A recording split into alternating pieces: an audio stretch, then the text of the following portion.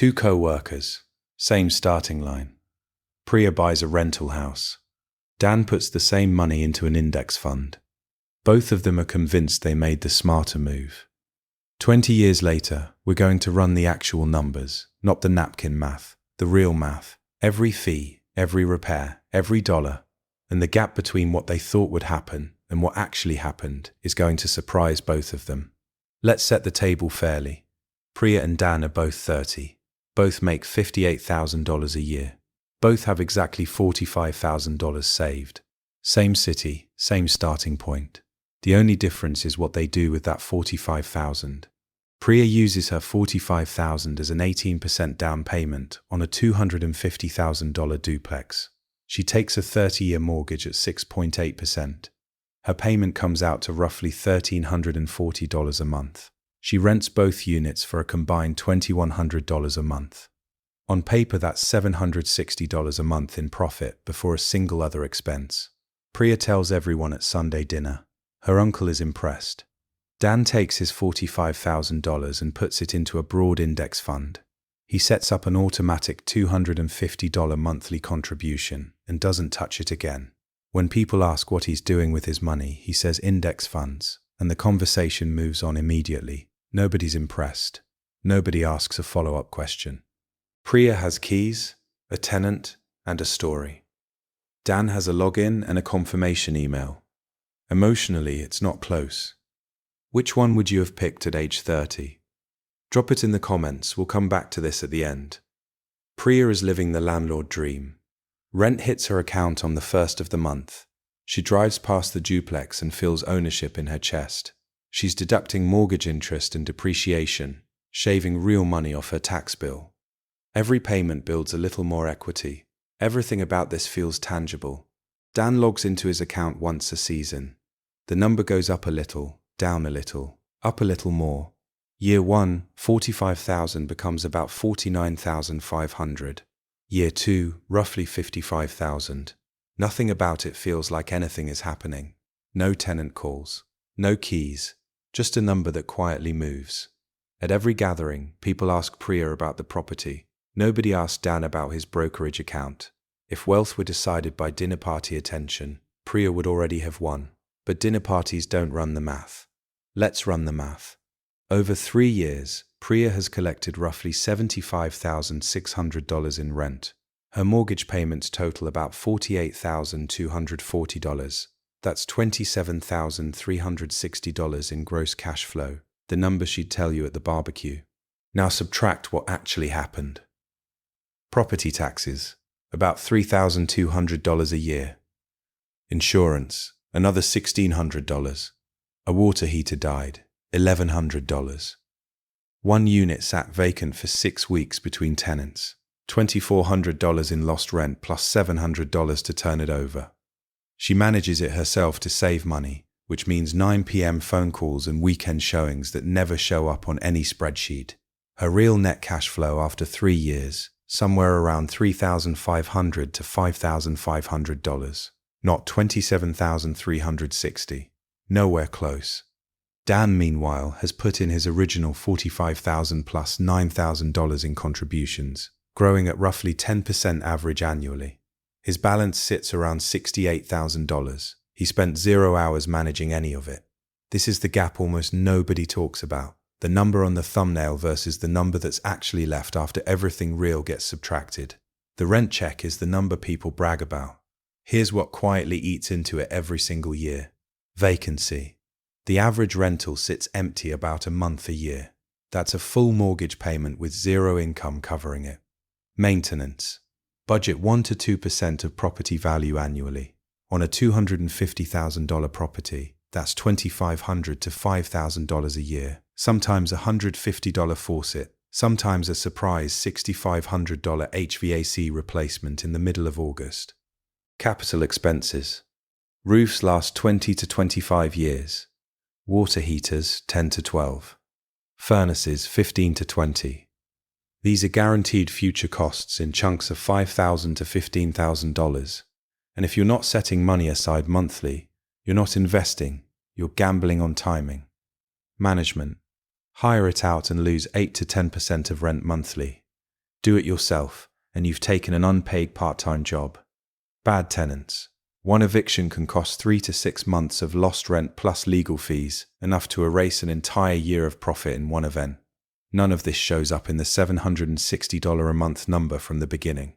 All of it shows up eventually. By year 5, Priya is on her second set of tenants. She's replaced a roof section for $6,800, handled one plumbing emergency at $1,300, and eaten one more vacancy stretch. She's raised rent to $2,300, which helps, but taxes and insurance climb too. Her actual cash-on-cash return, after every real expense, is landing around 4%. Respectable. Not the number she quoted at dinner 3 years ago. Dan is still doing nothing. By year 7, his portfolio, original $45,000 plus $21,000 in contributions, sits around $118,000 to $130,000. He didn't pick stocks. He didn't time anything. He just didn't touch it. Here's the part that matters. Priya's wealth is growing in a straight, effortful line. Dan's wealth is growing in a curve, slow at first, then compounding faster than his own contributions. Compounding is boring for years, 5 through 7, and starts getting loud after that. By year 10, Priya's duplex is worth roughly $330,000 to $345,000. Her mortgage balance has dropped to about $175,000. Her equity, somewhere between $155,000 and $170,000. Over 10 years, after every real cost, interest, taxes, insurance, repairs, vacancy, her total out-of-pocket beyond the original down payment is about $18,000 to $30,000. Dan's portfolio, with consistent contributions and roughly 10% average annual growth, sits around $155,000 to $170,000. His total contributions, $75,000.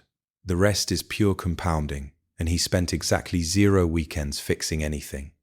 At year 10, they're nearly tied. Priya's slightly ahead, mostly because of leverage. She's controlling a $330,000 asset with a fraction of that in original cash.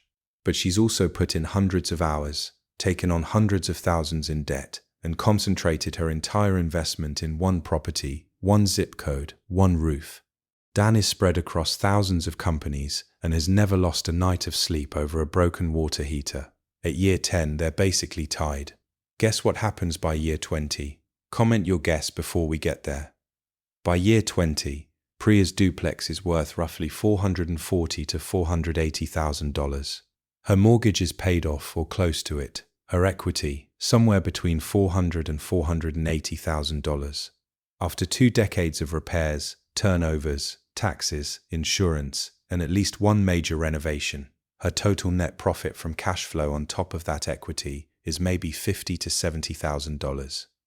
Dan's portfolio, same 10% average return, same $250 monthly contribution the whole way. His original $45,000 has grown to roughly $390,000 to $430,000, on total contributions of about $105,000.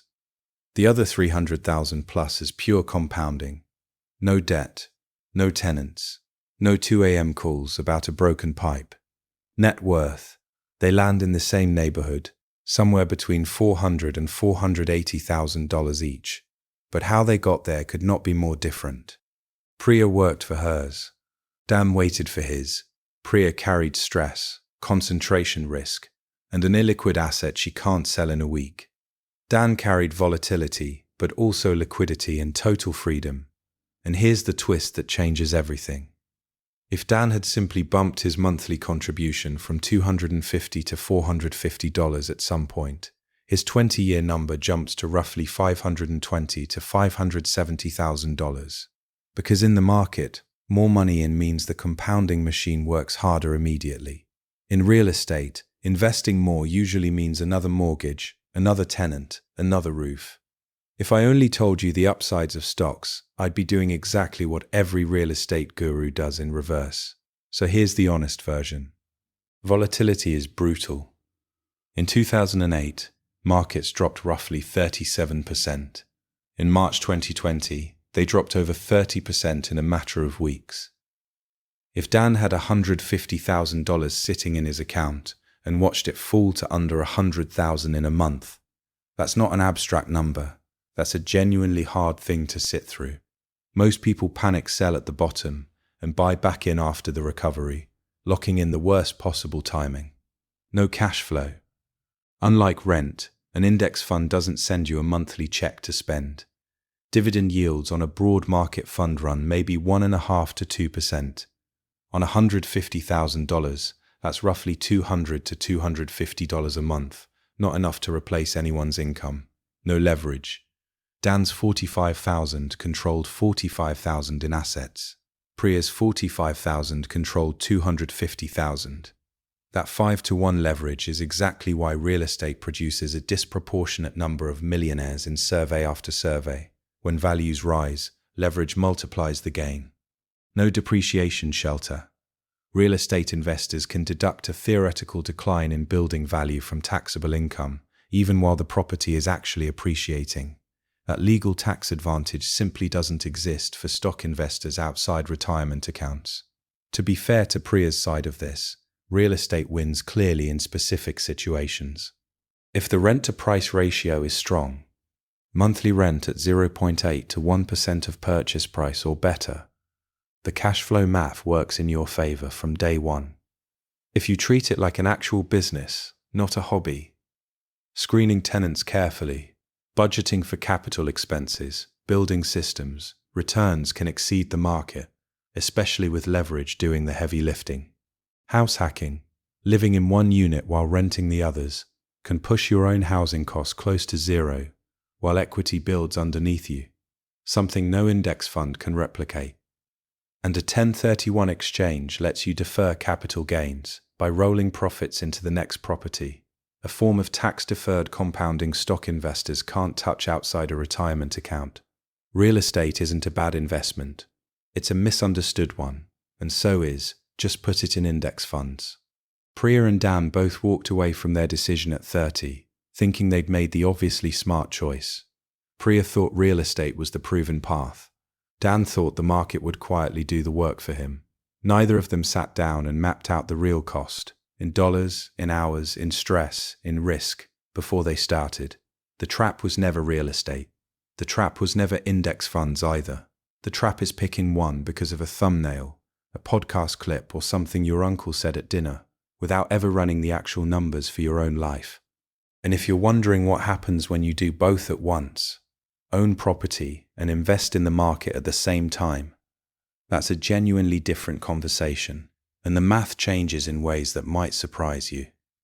But for now, next time someone tells you real estate always wins, or the market always wins, ask them one question. Did you include everything? Because the only answer that matters is the one that does. If this changed how you're thinking about your own $45,000, let me know in the comments which one you'd pick now, and subscribe if you want the doing both at once breakdown when it's ready.